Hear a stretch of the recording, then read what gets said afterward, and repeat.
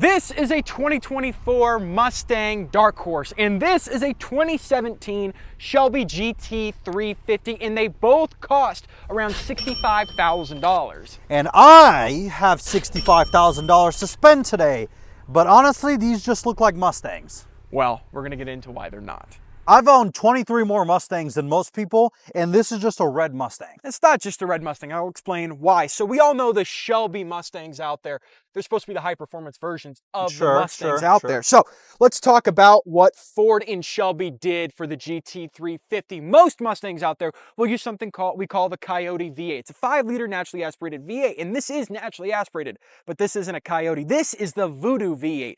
5.2-liter naturally aspirated flat-plane crank V8, revs to 8,250 RPMs, makes 526 horsepower and 429 pound-feet of torque. It is a monster engine. So you said Shelby, right? This is a Shelby? Yes. So where's the supercharger? There isn't a supercharger on this one. So then it's not a Shelby. Unlike the GT500 from this generation, which has the supercharger and it's also a 5.2-liter, Ford and Shelby went a different direction with this one, choosing to go for a naturally aspirated setup with the flat plane crank for that extra RPM boost that you can get to, and it just sounds phenomenal. So I'm interested in beating my friend's Challenger Hellcat in a straight line.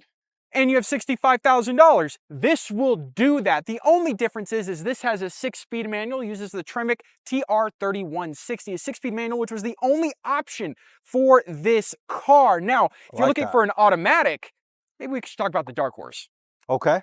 All right, tell me about Papa Smurf here. Now, this might not be a Smurf, but it is Grabber Blue, which is a beautiful paint color, especially with all the decals Ford has done for the Dark Horse. Now, let's get under the hood and talk about this car. If I can ever find the hood latch, there we go. Now, as you could see, Ford has added actual struts to hold the hood up because we all know how heavy Mustang GT hoods are. But under the hood here, as you could see, we are looking at the Generation 4 Coyote V8. Like I told you before, naturally aspirated, 5 liters of displacement. That is 100 horsepower per liter of displacement under the hood of this car. Now, it doesn't make tons of horsepower less than that one. 500 horsepower, 418 pound-feet of torque. Even 6 years later, the Shelby is still more powerful, but the difference is, and the biggest difference is, we have dual intakes on this one and the 10-speed automatic, which makes this thing a rocket ship when it comes to shifting versus the manual transmission over there. Both of them run about a 12.5-second quarter mile. This one traps at 118. That one will trap around 118 as well.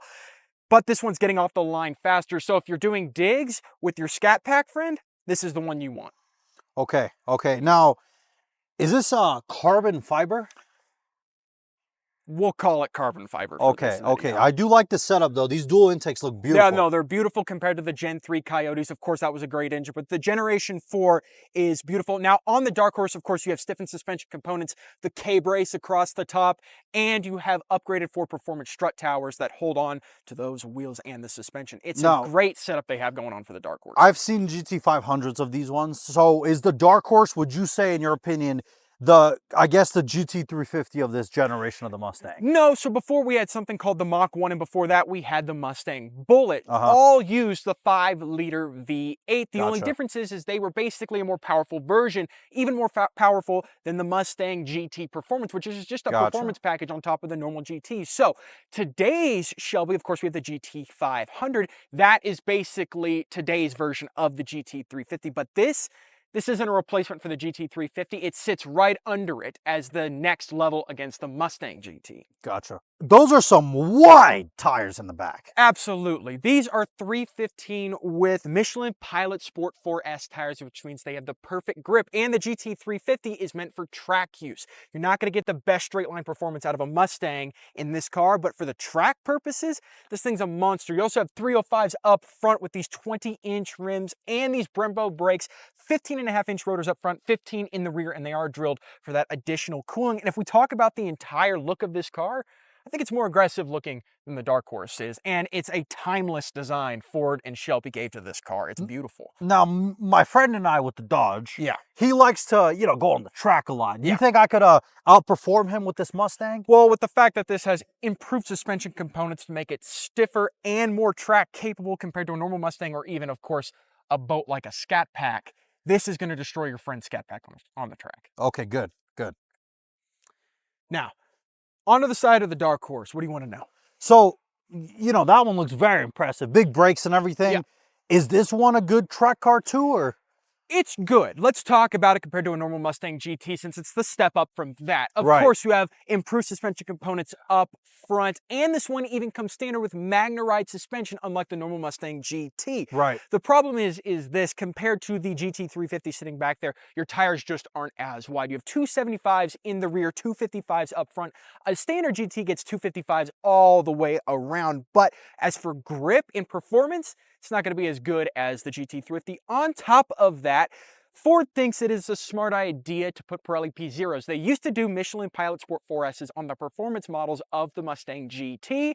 Now they do the P0s, which are less grippy and just aren't as nice of a tire as the Michelin Pilot Sport 4Ss. They're not bad, just not as good as the GT350s. But overall, just like the GT350, it's a good looking car, right? What do you think? I definitely like it. I think this new generation of the Mustang looks very nice from the side.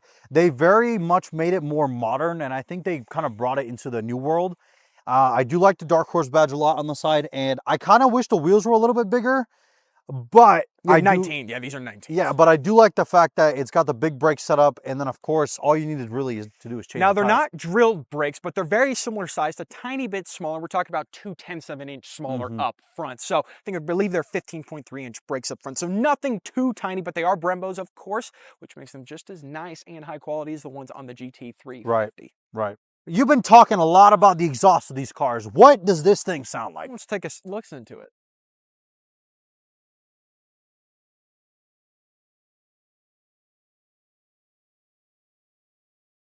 Wow, no, I've never heard a Mustang Well, sound that's like what that. happens. We have an 8,250 RPM red line and a flat plane crank. They just sound so amazing. But that doesn't mean that the 5.0 over there sounds bad. Let me hear it.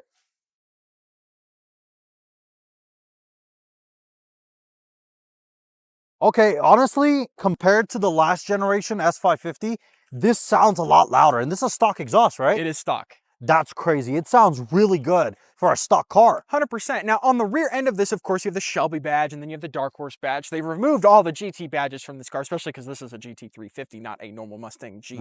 Right. But you could see, of course, that one looks newer. This is the weird angled tail lights on the back look a little more modern. But back here, let's talk about, of course, they both have the spoilers. This one has a higher angle, improved downforce for that extra track performance. And in fact, that spoiler right there also has a higher angle as well, because it is also improved over the typical Mustang GT performance for better track performance as well. So they are both centered around track, but that doesn't mean that that one's better than this one. It just means that they're both centered around that, and all the upgrades that have been done to that one over the standard GT are just track focused. Gotcha. Can we, I'm a big stickler for the interior. Can we check those out Yeah, too? let's check out the interior. Inside the GT350, what are you thinking? Well, I'm not going to lie to you. This looks like a Mustang interior. It is a Mustang interior, and it's the old Mustang interior. We're in an S550 generation Mustang right now. Pre-facelift, right? Pre-facelift. Wow, so this is modern. I mean, look at that screen. Now, there's only one more thing I have a question about. Can I drive these cars? Absolutely. Okay, cool. Let's get a test drive going. All right. So driving the GT350 first. Yeah. We're going to see how you like all this extra power. Oh, that's a nice shifter. It is. Very short throw. Not long throws. Very short throws. Wow.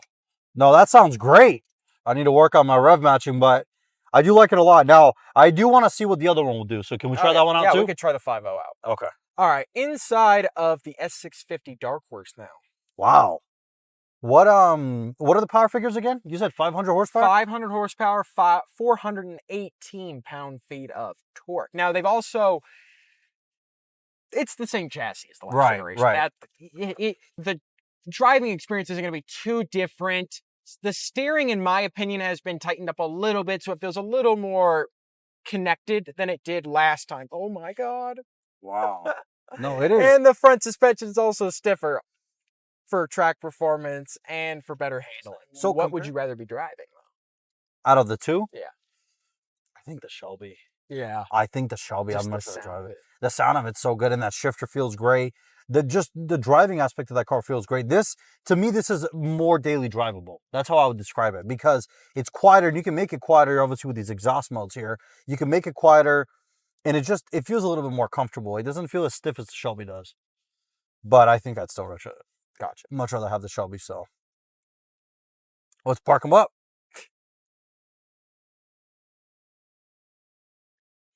All right, we've seen both of them. Which one are you taking home today? What's the price? $65,000, which is pricey because knew they weren't, you know, too much higher than Right, this is. right. So they've kept their value, which is good as a used buyer because you know that it's going to continue to keep its value. So you want to take this one home today? I like that one a lot, but I think after hearing this one and driving it, I think this is the one I want. And though it is a 6-year-old car, it still looks great, still modern looking. Yeah. And like I said, the design of it, it's just timeless and it's so aggressive looking. Yeah, no, I love the look of this car. Like I said, that one's a great looking car, drives very well too. I like the raw factor of this thing. Absolutely. The manual, the way it sounds, the way it drives, it feels so planted on the road.